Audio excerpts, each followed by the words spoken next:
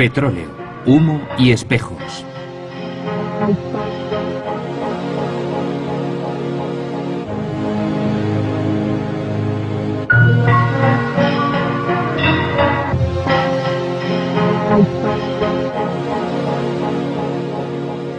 Es muy fácil negar la teoría del cenit del petróleo, porque lo cambia todo. Todos nosotros hemos crecido en este periodo histórico único y hemos tenido fácil acceso a energía barata y a todas las cosas que la energía barata puede hacer por nosotros. Así que incluso la gente que comprende intelectualmente la teoría del cenit del petróleo, en cuanto aparta la atención, vuelve casi inmediatamente a su modo normal de pensar. Es una respuesta humana natural. Yo mismo me descubro haciéndolo constantemente, y eso que yo paso varias horas al día estudiando el cenit del petróleo desde muchos puntos de vista diferentes. En cuanto aparto la atención, de repente vuelvo a estar en el mundo normal, el supuesto mundo normal, el trance consensuado en el que vivimos todos a diario. En el mundo rico, en el mundo industrializado, en el mundo anglosajón, no veo apenas ninguna posibilidad de que la mayoría vaya a abrazar pronto esta teoría.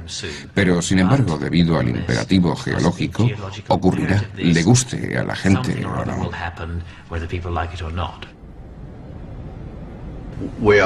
Dependemos casi por completo del petróleo para casi todas nuestras actividades. En primer lugar, la industria, por supuesto, funciona con petróleo. Eso lo entiende todo el mundo. La agricultura moderna mecanizada, depende en gran medida del petróleo para alimentar al mundo.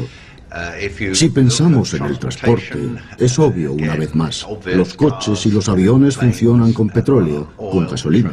Y por supuesto la capacidad militar. No se puede luchar en una guerra, como bien saben los estadounidenses, sin petróleo. Así que todos los aspectos de la existencia humana dependen del petróleo.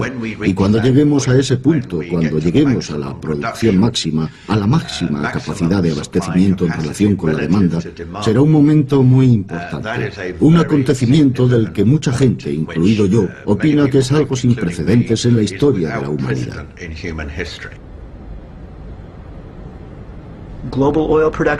La producción global de petróleo llegará a su cenit y la economía global quedará devastada. Veremos guerras por petróleo, todo cambiará a consecuencia de ello, y sin embargo, la gente no hablará del cenit del petróleo.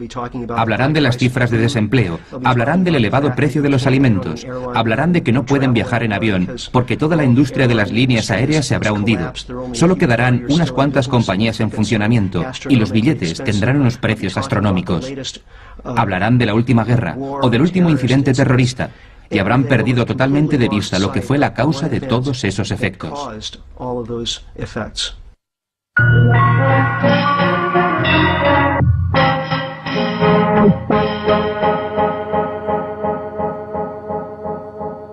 Creo que las evidencias del cenit del petróleo son absolutamente abrumadoras. En primer lugar, cada vez se descubren menos campos de petróleo nuevos. Prácticamente 4/5 partes del petróleo que estamos consumiendo ahora proceden de campos descubiertos antes de 1970. Las posibilidades de encontrar petróleo nuevo están limitadas a bolsas cada vez más pequeñas, que son más difíciles de extraer y más caras. Ahora estamos consumiendo casi 3 veces más que el petróleo extra que estamos descubriendo, y la brecha va aumentando. Pero yo creo que el punto clave es este. En estos momentos el mundo está consumiendo unos 84 millones de barriles al día. La opinión dentro de la industria del petróleo es que tal vez podría aumentarse eso hasta aproximadamente 95 millones de barriles al día. No creo que pueda encontrarse a nadie dentro de la industria petrolera, y menos aún fuera de ella, que crea que se puede mejorar más. Hay unos 53 países que están produciendo menos hoy hoy de lo que han producido en los pasados históricos.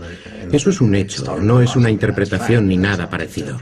Por supuesto, si se acabara de llegar a ese cenit, podría decirse, bueno, no es más que una anomalía, puede que el año que viene les vaya mejor. Pero en general, la mayoría de los países llegaron a él hace tiempo. Gran Bretaña, por ejemplo, llegó al cenit en 1999. Noruega ya lo pasó hace tiempo. El gobierno noruego lo confirma y está cayendo rápido, aproximadamente un 6% al año. Eso significa que el mundo está bastante cerca del cenit del petróleo convencional. Ahora hay otro aumento del petróleo de aguas profundas, la última frontera, por decirlo así. Probablemente se va a producir un pequeño aumento de este petróleo y, por supuesto, está también el petróleo pesado de Canadá y Venezuela, que se presenta como un gran recurso. No hay escasez de él, pero su ritmo de extracción es extremadamente lento y caro. Así que si se observa todo en conjunto, yo creo que alcanzaremos el cenit alrededor del 2010. Creo que hay un consenso general, probablemente también dentro de la propia industria del petróleo, aunque ellos son muy reacios a declararlo públicamente.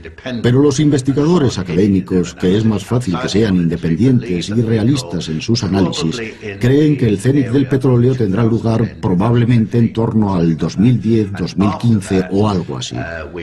Y después de eso empezaremos a ver una reducción del suministro gradual y muy lenta, y a la vez una aceleración de la demanda. No se trata de alarmismo. Es imposible creer que eso no va a suceder. Va a suceder. Hay un gran debate en torno a la fecha del cenit. Y realmente no tiene sentido porque que el cenit se produjera el año pasado, este año, o vaya a producirse dentro de 10 años, no tiene mucha importancia, porque no es un cenit agudo. Es solo el punto máximo de una curva bastante suave. Y el verdadero impacto que está empezando a ser percibido no es el cenit en sí mismo, sino la visión del largo declive que sigue al cenit. Hay un declive imparable, implacable que sigue y sigue.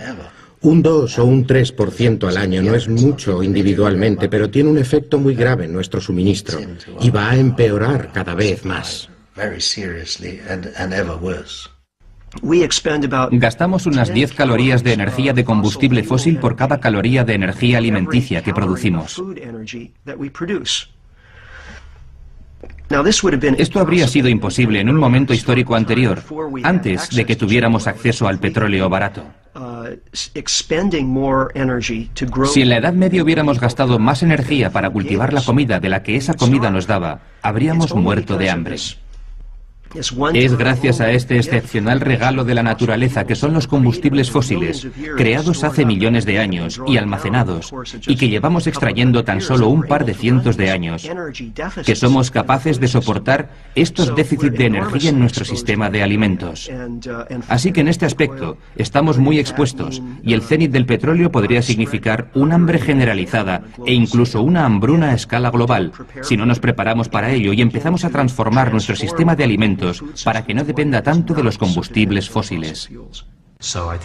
Creo que es un gran error pensar, oh sí, nos enfrentamos a ello en los 70 y conseguimos superarlo. Sí, salimos de ello, pero se podría responder que para conseguirlo armamos un buen lío y nos metimos en una situación mucho peor. Deberíamos haber prestado atención a las señales de la Tierra, pero está claro que no lo hicimos. Esta vez va a ser diferente. Creo que la gente va a despertar bruscamente a la realidad y durante mucho tiempo pensará, superamos lo de los años 30, lo de los años 70, ¿qué ocurre ahora? ¿Por qué no podemos superarlo usando las mismas técnicas?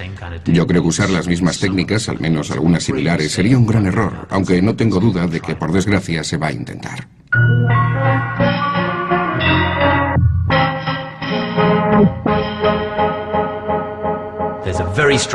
Hay una relación muy profunda entre el crecimiento económico y el crecimiento de la energía, especialmente el crecimiento de la demanda de electricidad y también de la demanda de petróleo. Y una de las razones es que cuando crece la economía casi siempre transportamos más cosas. Se va más en coche, se vuela a más lugares, hay más turismo, más de todo, llega más comida de lugares lejanos. Básicamente movemos más moléculas, más rápido, a más lugares, en mayor cantidad y todo este movimiento de moléculas requiere una gran cantidad de energía y casi toda esa energía proviene del petróleo. Y aquí es donde llega el cenit del petróleo, porque la consecuencia del cenit del petróleo es que los precios del petróleo van a volverse más volátiles y el precio medio del petróleo va a permanecer estructuralmente más elevado de lo que ha estado en décadas. Y si eso ocurre, el valor económico que asegura esta estructura de deuda estadounidense tiene que ser valorado a la baja por un factor, llamémosle X. Y el factor X es la mayor amenaza de los Estados Unidos.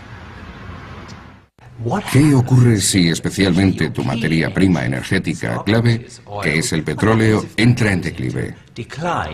A muchos de los que estamos analizando este tema nos parece que la conclusión es inevitable. El resultado de esto será una contracción económica. No he visto ninguna prueba convincente de que no vaya a ser así. La economía se mantiene a flote realmente gracias a la confianza de los inversores y de los consumidores. Así es como continúa el crecimiento económico. Si hay una percepción generalizada de que la economía va a contraerse, la gente dejará de pedir préstamos, la gente dejará de comprar casas, los inversores dejarán de invertir. Y la consecuencia de eso es que la economía empezará a retroceder. Si la economía no crece de manera continuada, eso significa que no van a pedirse nuevos préstamos, y los préstamos son el medio por el cual se expande la masa monetaria.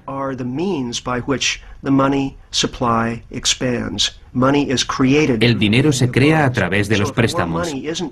Así que si no se está creando más dinero, no habrá dinero suficiente para pagar los préstamos ya existentes con sus intereses. Eso significa que habrá ejecuciones hipotecarias. Y cuando eso ocurra, el dinero empezará a desaparecer de la economía. El declive en sí mismo no es en realidad una crisis grave, pero con el despertar de la comunidad financiera, ese crecimiento ya no es posible. Y ese declive no solo ha empezado, sino que continúa. No es solo un pequeño descenso, es el comienzo de una nueva era. Y esto podría causar una gran conmoción. Podría provocar guerras por los recursos, porque la gente intentaría conseguir acceso a lo que necesita. Yo personalmente creo que esto es probablemente el heraldo de la Segunda Gran Depresión. De algún modo tienen que acabar con montañas de capital. Independientemente del cenit en sí mismo, creo que habrá una distancia tan grande entre los suministros disponibles y el deseo, o si se quiere la demanda, que eso solo causará mayores problemas. Ahora bien, puede que esto coincida con el cenit o que no.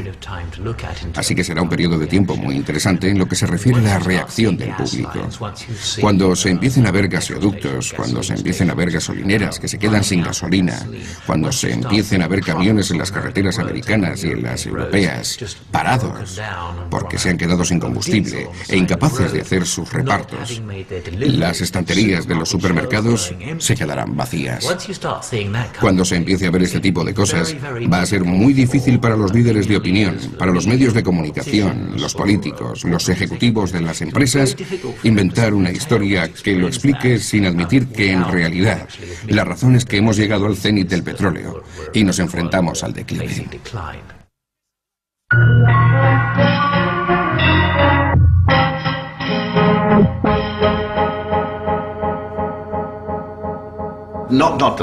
No es que no lo sepan, es decir, los gobiernos están extremadamente bien informados. Sus principales directivos se aseguran de estar en contacto con las organizaciones más importantes del país, especialmente las empresariales, y desde luego con la industria del petróleo, que es tan importante. Han hablado de ello exhaustivamente, así que no es que no lo sepan y no es que los líderes no estén informados, por supuesto que lo están. Si eres un político de un país importante y dices, me preocupa el agotamiento del petróleo, ¿cuál es tu siguiente frase? ¿Qué dices después de eso? En esencia, lo que has dicho es, el mundo tal y como lo conocemos va a desaparecer y eso es lo único que tenemos hoy. Tienes que ser capaz de continuar con algún tipo de política, con alguna solución. Y como no hay ninguna solución fácil a mano, los políticos se resisten a entrar en el tema del agotamiento. No se puede plantear un problema a no ser que se tenga una solución a mano. Así son las reglas de la política, a menos que quieras criticar a tu oponente. Así que nadie quiere plantear el tema del agotamiento.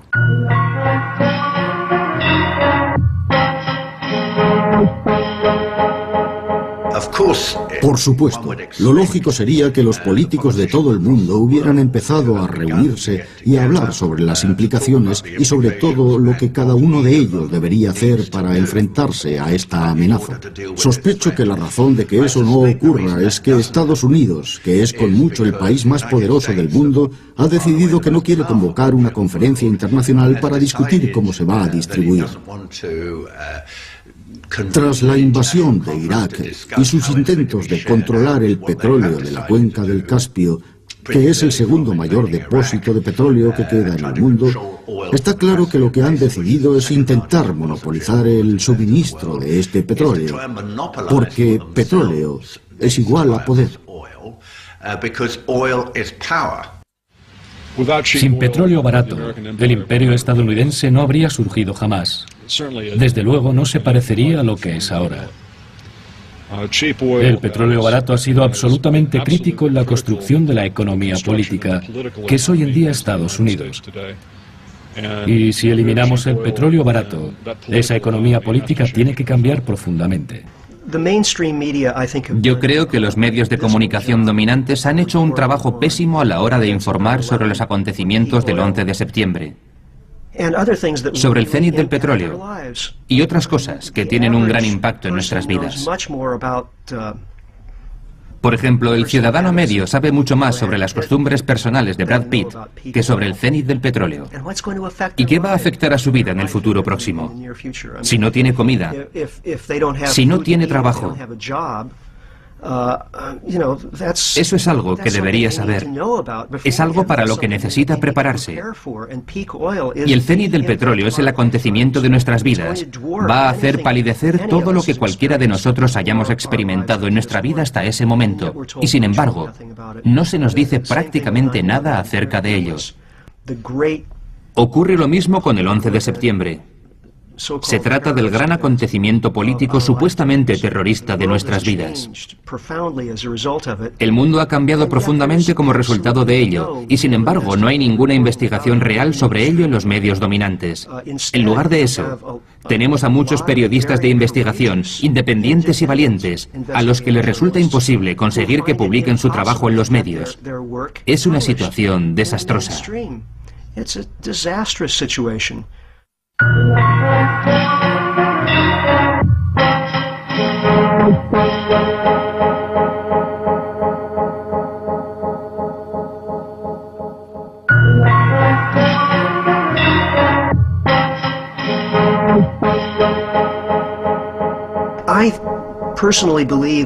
Yo personalmente creo que hay una profunda relación entre los acontecimientos del 11 de septiembre y el cenit del petróleo, pero no es algo que pueda demostrar. Hay un gran número de factores circunstanciales que al unirse forman un cuadro bastante convincente, en mi opinión.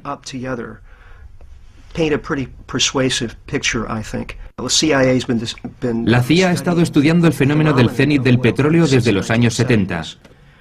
Y Dick Cheney, antiguo presidente ejecutivo de Halliburton, la principal compañía mundial de servicios petroleros, ha hablado sobre la dificultad que tendrá la industria para satisfacer la demanda de petróleo a finales de la primera década del siglo XXI.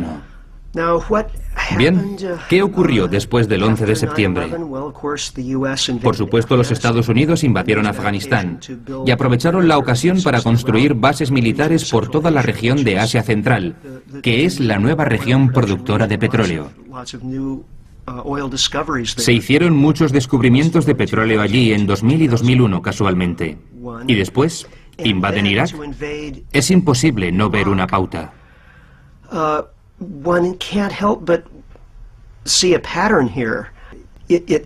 mí me parece evidente que el 11 de septiembre fue, en efecto, una especie de pretexto para que Estados Unidos expandiera su dominio militar a las dos regiones productoras de petróleo más importantes del planeta. Varios sectores de élite, varios consejeros políticos muy influyentes, muchas personas que formaban parte de la administración, sabían que se acercaba el cenit del petróleo. Sabían que no podrían sobrevivir al cenit del petróleo sin tener esta masiva militarización de la política. Y sabían, en tercer lugar, que necesitaban hacerlo en el marco de un ataque drástico o la percepción de una amenaza en relación con los Estados Unidos. Y eso fue lo que les proporcionó el 11 de septiembre. Es nuestro trabajo. Lo que hacemos fundamentalmente es comprender lo que está pasando en realidad e intentar comprender lo que hay detrás de los acontecimientos y qué motiva a la gente. Eso es diferente a un juicio rápido. No queremos hacer juicios de valor. De hecho, intentamos, en la medida de lo posible, evitar los juicios de valor en nuestro trabajo de consultoría. Y nos interesa mucho lo que ocurrió en realidad el 11 de septiembre, en pocas palabras. Hay 4 opciones para hablar sobre el 11 de septiembre. Una es que fue un ataque repentino. Nadie sabía nada. Esta fue la primera versión de la administración estadounidense. Después se dijo que sabían mucho, pero en diferentes agencias, y que las piezas eran tan difíciles de unir que no pudieron averiguar lo que iba a pasar, lo que les esperaba. Yo creo que esta versión ha fracasado, pero la administración sigue luchando por defenderla. La tercera opción es que dejaron que ocurriera, que sabían algo o lo sabían todo y dejaron que ocurriera porque podían aprovecharlo para declarar la guerra a 60 estados, como dijeron más tarde.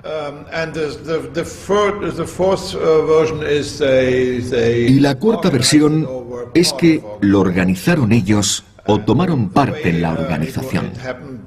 Y el modo en que sucedió es tan extraño, y la falta de voluntad de la administración para aclarar las cosas es tan evidente, que he llegado al convencimiento de que debió de ser una operación dirigida, una operación secreta.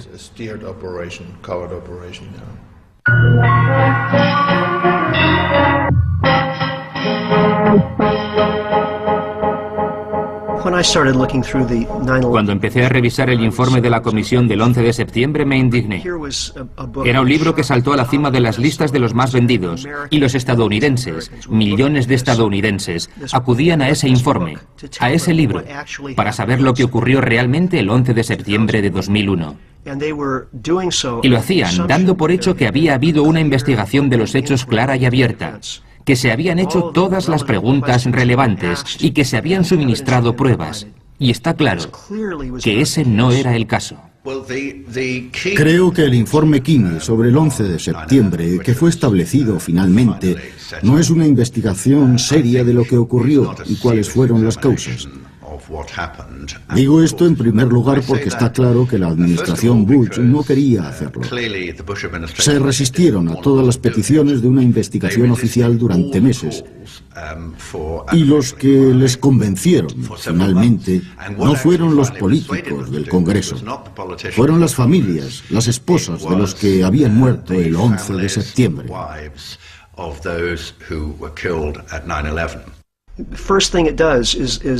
Lo primero que se da es el nombre de los 19 secuestradores, la mayoría sauditas. Pero pocos días después de los hechos,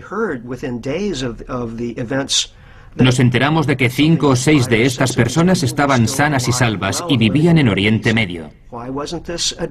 ¿Por qué no se trató esto en el informe de la comisión del 11 de septiembre? ¿Por qué no hubo una investigación sobre quiénes fueron los verdaderos secuestradores, si de hecho la gente que había sido identificada no era la gente correcta? Lo que ocurrió aquel mismo día me parece la prueba más significativa. El primer avión chocó a las 8:46 de la mañana. El de la Torre Sur chocó a las 9:05. El tercer avión chocó contra el Pentágono a las 9:38. Supieron que había habido un secuestro entre las 8:10 y las 8:20 de la mañana, digamos a las 8:15.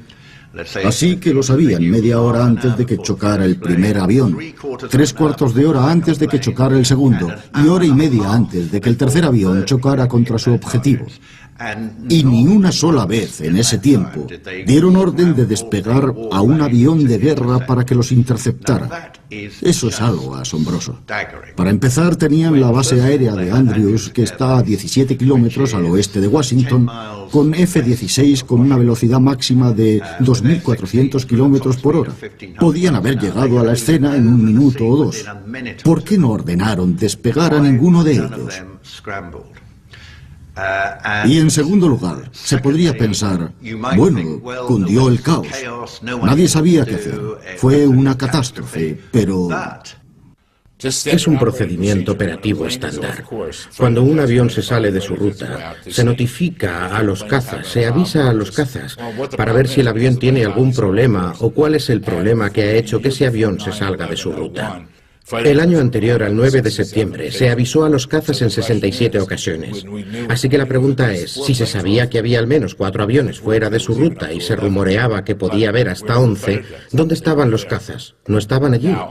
Según nuestras investigaciones, algo que la gente no sabe es que aquel día había 15 maniobras en marcha, que implicaban a todos los cazas de la zona noreste de Estados Unidos. ¿Cuáles son las probabilidades de que eso ocurra? ¿0?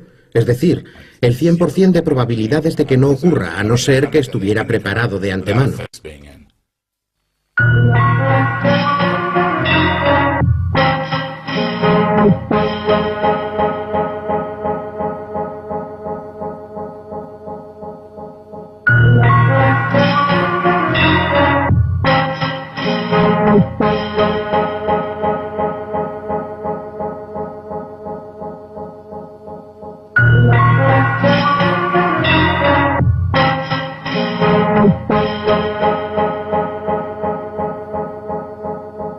¿Por qué esas torres con estructura de acero cayeron tan rápido? Ningún edificio con estructura de acero se había hundido antes como consecuencia de un incendio. ¿Por qué no hubo una investigación adecuada? Creo que se gastaron unos $600.000 para investigar por qué se hundieron las Torres Gemelas.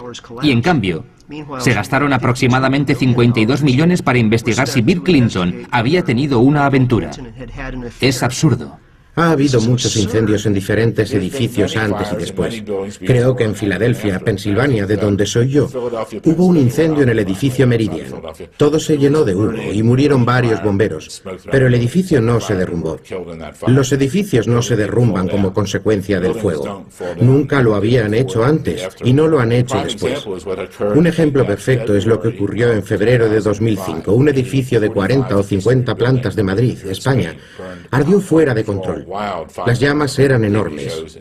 Salió en todos los programas y en todas las televisiones.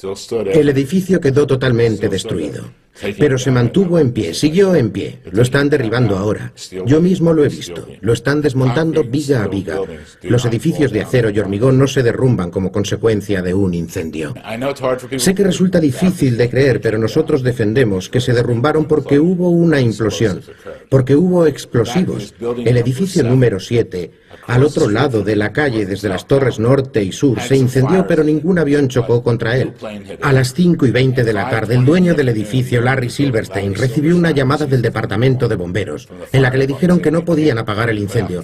Así que él les dijo, tirad del edificio. Eso significa explotarlo desde dentro.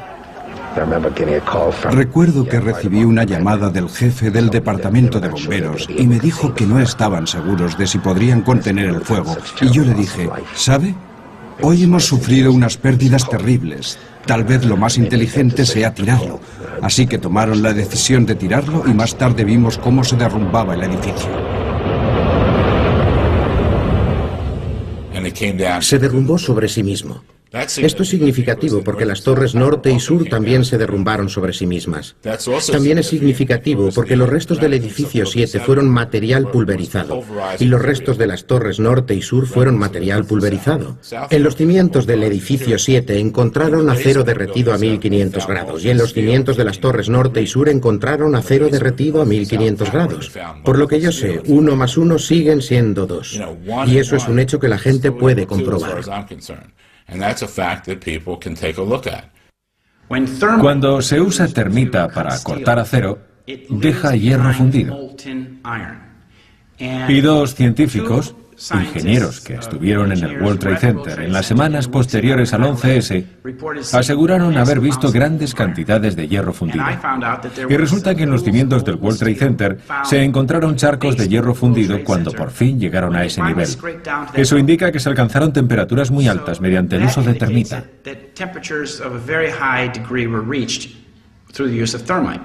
Lo que ocurrió después fue que se retiró el acero, y el gobierno federal supervisó esta operación. Hubo 4 empresas encargadas de la limpieza. Llevaron el acero a un vertedero de Staten Island y enseguida fue cortado y enviado a lugares como Corea, China e India, donde fue fundido rápidamente. Es la mayor destrucción de pruebas de una escena del crimen de la historia.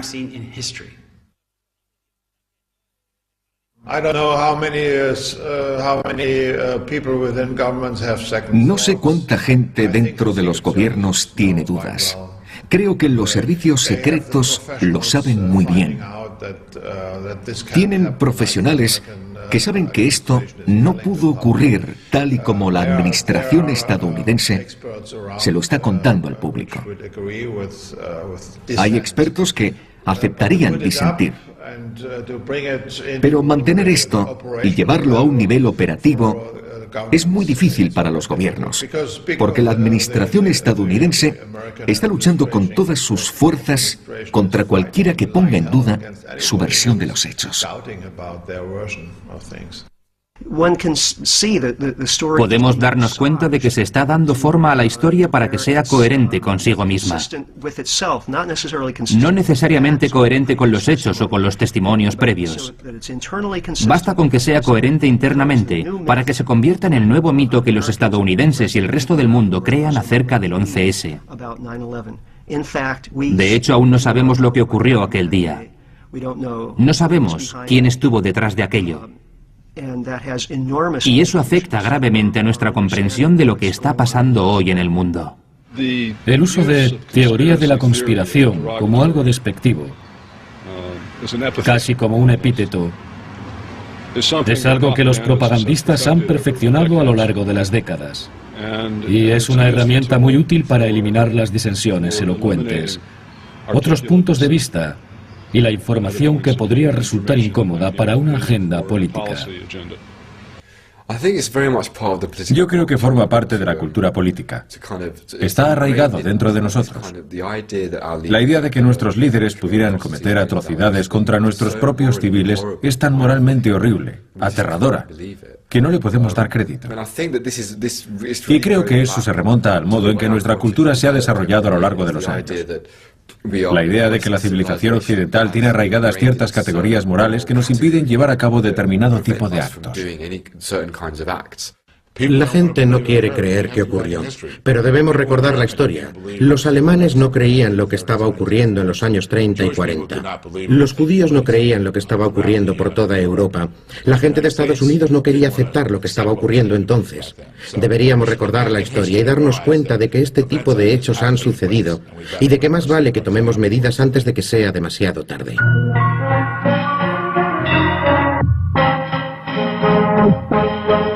Mucha gente de los movimientos contra la guerra no quieren tener nada que ver con el 11S. Pues bien, damas y caballeros, despierten. Si no tuvieran el 11S, no tendrían las guerras de Afganistán e Irak.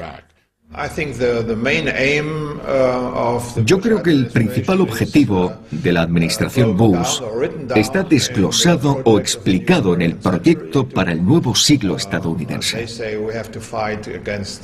Debemos luchar contra al menos 60 estados que dan refugio a terroristas. La mayoría de ellos cerca de donde se encuentra el petróleo o el gas.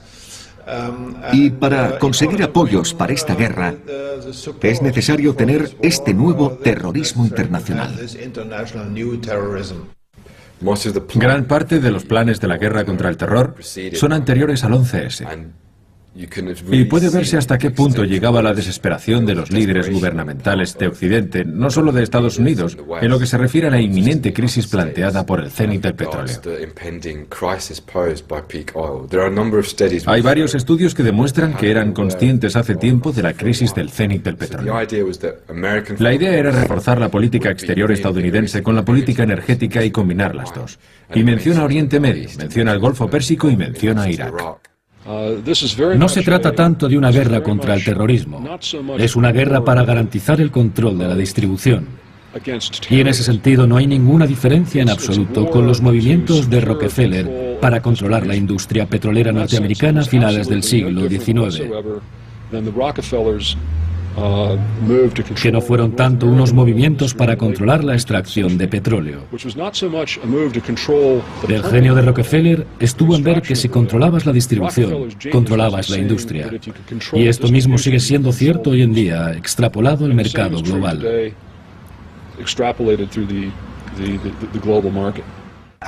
Y la ventaja de un dominio estadounidense sobre Irak es, en primer lugar, que se obtiene un control físico del segundo mayor depósito de petróleo que queda.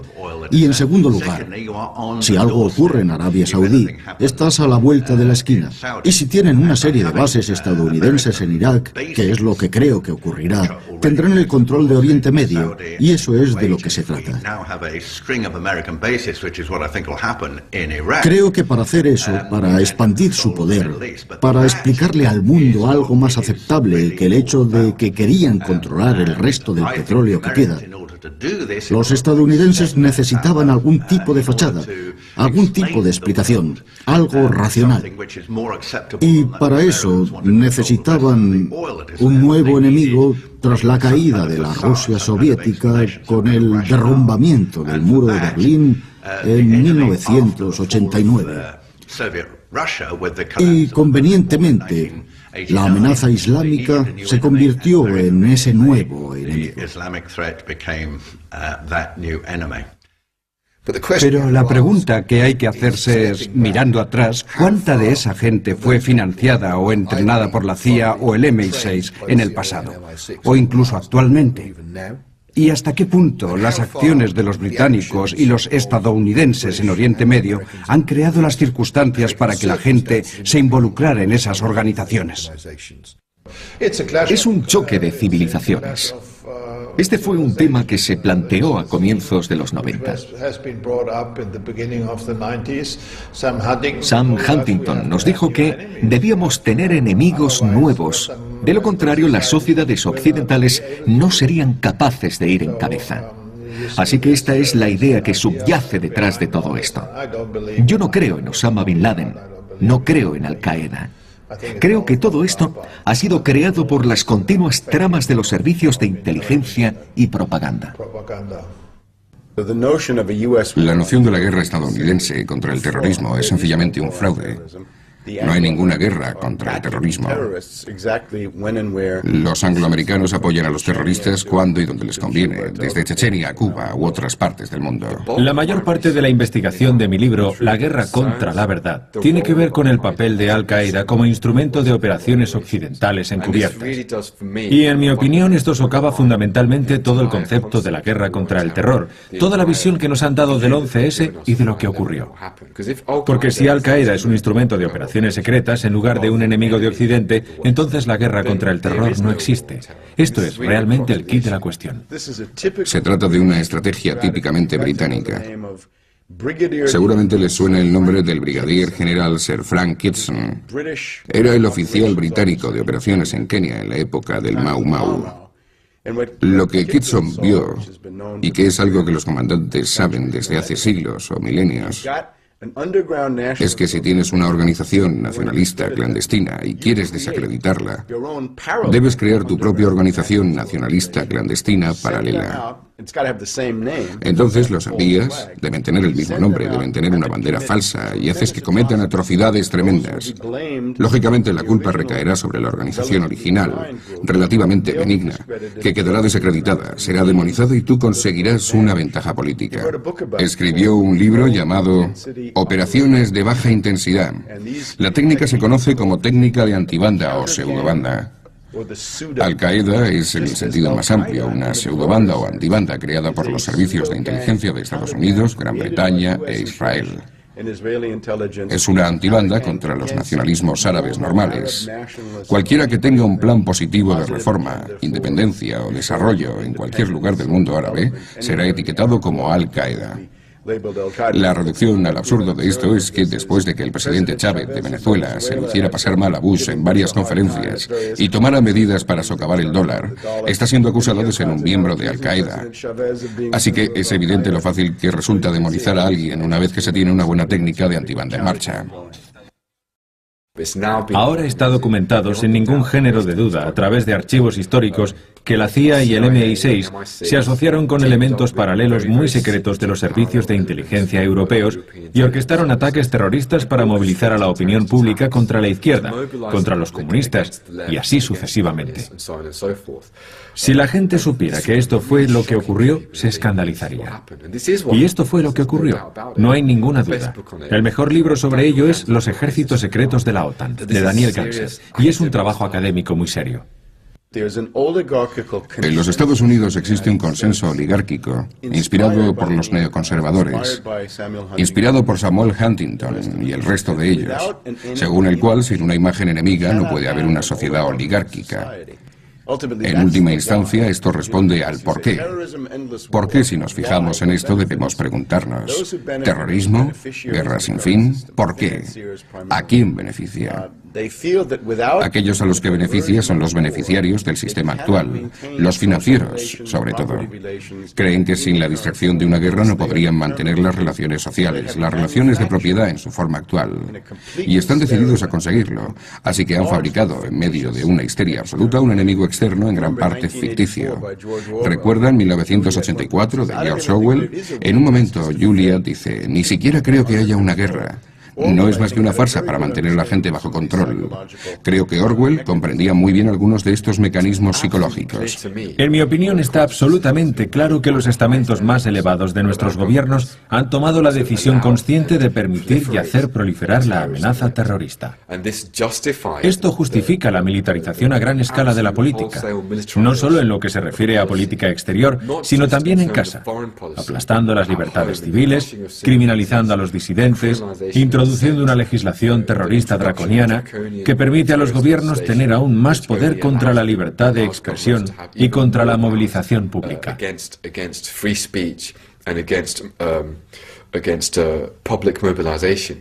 Este es el papel que desempeña Al-Qaeda.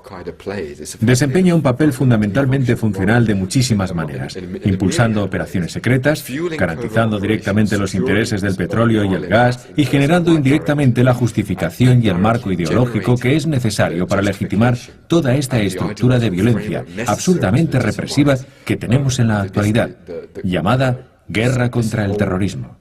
Y que en realidad no es más que una gigantesca mentira que ha sido fabricada con este fin.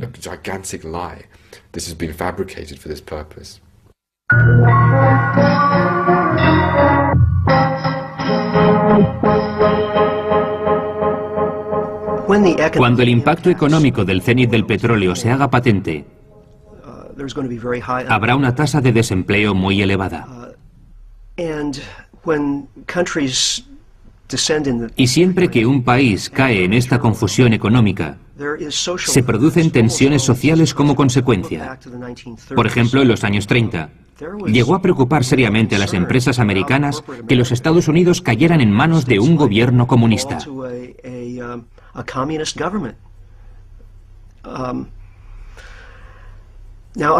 Creo que en Estados Unidos, tras el cenit del petróleo, es probable que haya asimismo tensiones sociales. Y creo que la Patriot Act es un modo de enfrentarse de manera preventiva a esas tensiones. Esta es una pauta que se repite desde hace muchas décadas.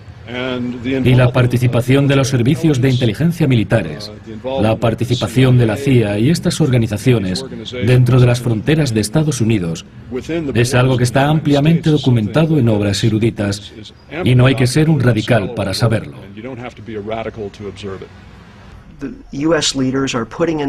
Los líderes de Estados Unidos están preparando una infraestructura a través de la cual serán capaces de manejar las tensiones y al mismo tiempo canalizarlas hacia cabezas de turco del otro lado del mundo. Estoy seguro de que nos dirán que la razón de que no tengamos petróleo suficiente es que hay gente malvada en algún lugar que no nos deja acceder a él. Puede que hayan atacado torres de perforación o hundido buques cisterna o acorazados en el Golfo Pérsico o algo así. Y por lo tanto, lo único que tendremos que hacer es ir allí y resolver ese problema. Y una vez que lo hayamos hecho, por supuesto, el modo de vida americano podrá continuar tal y como era. Evidentemente eso es mentira. El modo de vida americano está totalmente acabado. No podrá continuar una vez pasado el cenit del petróleo. Todo deberá cambiar para adaptarse a la realidad de un mundo con mucha menos energía. Pero ese no es el mensaje que los estadounidenses querrán oír. Y por eso creo que hay muchas posibilidades de que Estados Unidos se convierta en una especie de régimen fascista. Odiaría que algo así ocurriera, pero si observamos las señales del horizonte, todas apuntan en esa dirección. Obviamente no estamos tan cerca de la dictadura como estaban los nazis, pero vamos por ese camino. Antes decía que íbamos lentamente, pero ahora no. Ahora avanzamos rápidamente hacia allí. Por eso debemos resistir y convencer a la gente de que el 11S fue en realidad un trabajo desde el interior, para impedir esa nazificación que está teniendo lugar, especialmente en Gran Bretaña y Estados Unidos. No hay tiempo para pensar en ello, preocuparse y decir, bueno, puede que esto me convenciera si leyera un poco más sobre ello dentro de unos años. Hay que hacerlo ahora. No debemos darles el beneficio de la duda, porque si lo hacemos ahora, dentro de 4 o 5 años, el aparato de la democracia no estará aquí para ayudarnos a cambiar las circunstancias. Es ahora o nunca.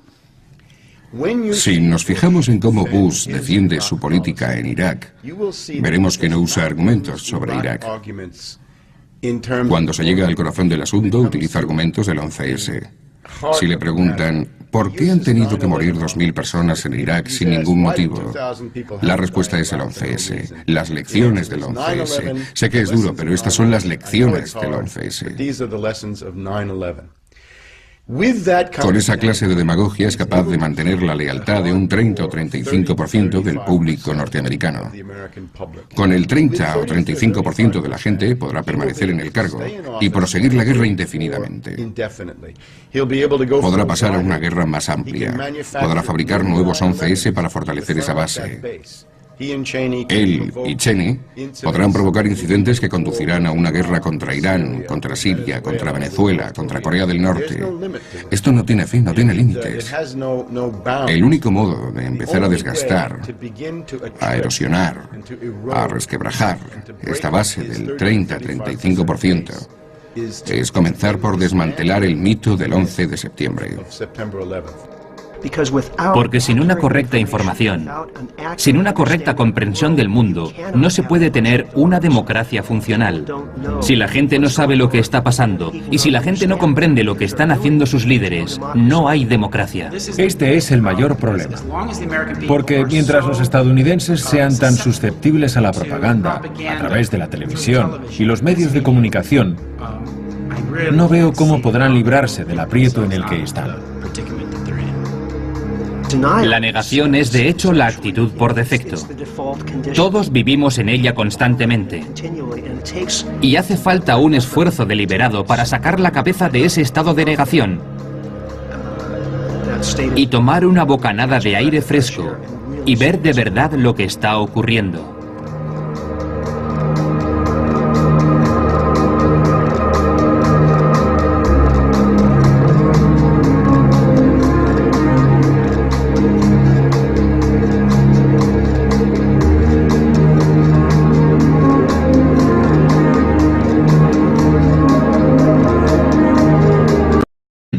Podría aumentarse eso hasta aproximadamente 95 millones de barriles al día. No creo que pueda encontrarse a nadie dentro de la industria petrolera, y menos aún fuera de ella, que crea que se puede mejorar más. Hay unos 53 países que están produciendo menos hoy de lo que han producido en los pasados históricos. Eso es un hecho, no es una interpretación ni nada parecido. Por supuesto, si se acabara de llegar a ese cenit, podría decirse, bueno, no es más que una anomalía, puede que el año que viene les vaya mejor. Pero en general, la mayoría de los países llegaron a él hace tiempo. Gran Bretaña, por ejemplo, llegó al cenit en 1999. Noruega ya lo pasó hace tiempo. El gobierno noruego lo confirma y está cayendo rápido, aproximadamente un 6% al año. Eso significa que el mundo está bastante cerca del cenit del petróleo convencional. Ahora hay otro aumento del petróleo de aguas profundas, la última frontera, por decirlo así. Probablemente se va a producir un pequeño aumento de este petróleo y, por supuesto, está también el petróleo pesado de Canadá y Venezuela, que se presenta como un gran recurso. No hay escasez de él, pero su ritmo de extracción es extremadamente lento y caro. Así que si se observa todo en conjunto, yo creo que alcanzaremos el cenit alrededor del 2010. Creo que hay un consenso general, probablemente también dentro de la propia industria del petróleo, aunque ellos son... Y sin embargo, la gente no hablará del cenit del petróleo. Hablarán de las cifras de desempleo, hablarán del elevado precio de los alimentos, hablarán de que no pueden viajar en avión, porque toda la industria de las líneas aéreas se habrá hundido. Solo quedarán unas cuantas compañías en funcionamiento, y los billetes tendrán unos precios astronómicos. Hablarán de la última guerra, o del último incidente terrorista, y habrán perdido totalmente de vista lo que fue la causa de todos esos efectos.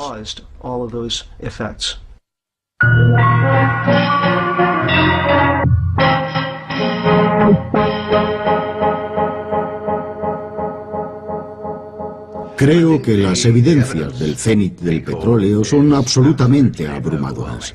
En primer lugar, cada vez se descubren menos campos de petróleo nuevos.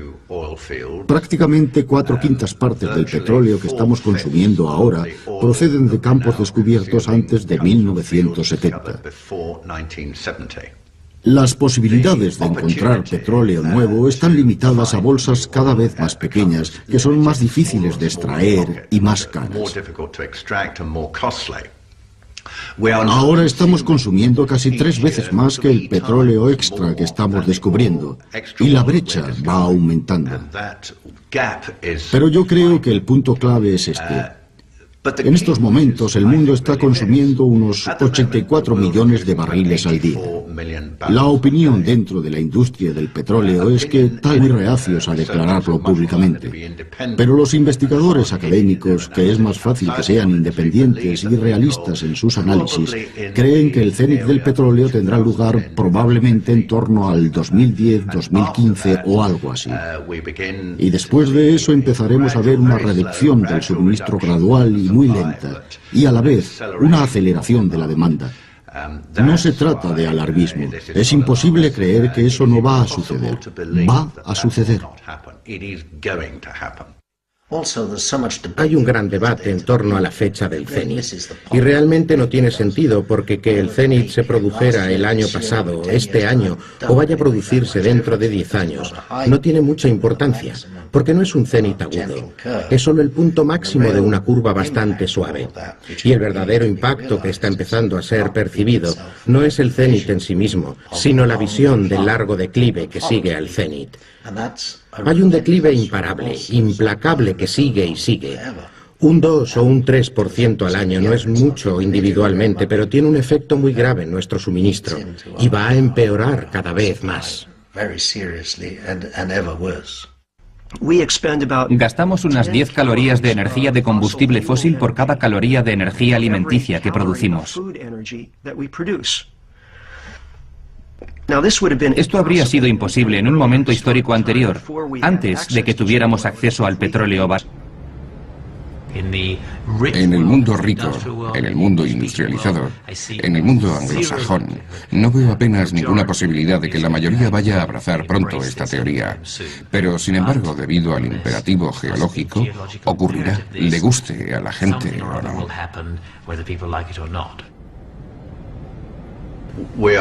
Dependemos casi por completo del petróleo para casi todas nuestras actividades. En primer lugar, la industria, por supuesto, funciona con petróleo. Eso lo entiende todo el mundo. La agricultura moderna mecanizada, depende en gran medida del petróleo para alimentar al mundo. Si pensamos en el transporte, es obvio una vez más, los coches y los aviones funcionan con petróleo, con gasolina. Y por supuesto la capacidad militar. No se puede luchar en una guerra, como bien saben los estadounidenses, sin petróleo. Así que todos los aspectos de la existencia humana dependen del petróleo. Y cuando lleguemos a ese punto, cuando lleguemos a la producción máxima, a la máxima capacidad de abastecimiento en relación con la demanda, será un momento muy importante, un acontecimiento del que mucha gente, incluido yo, opina que es algo sin precedentes en la historia de la humanidad.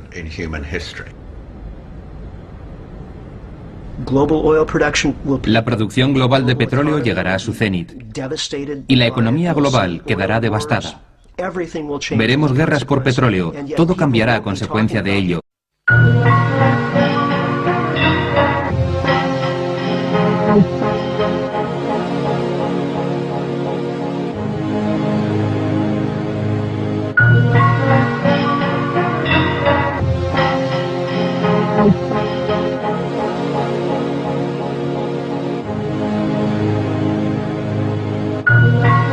Petróleo, humo y espejos.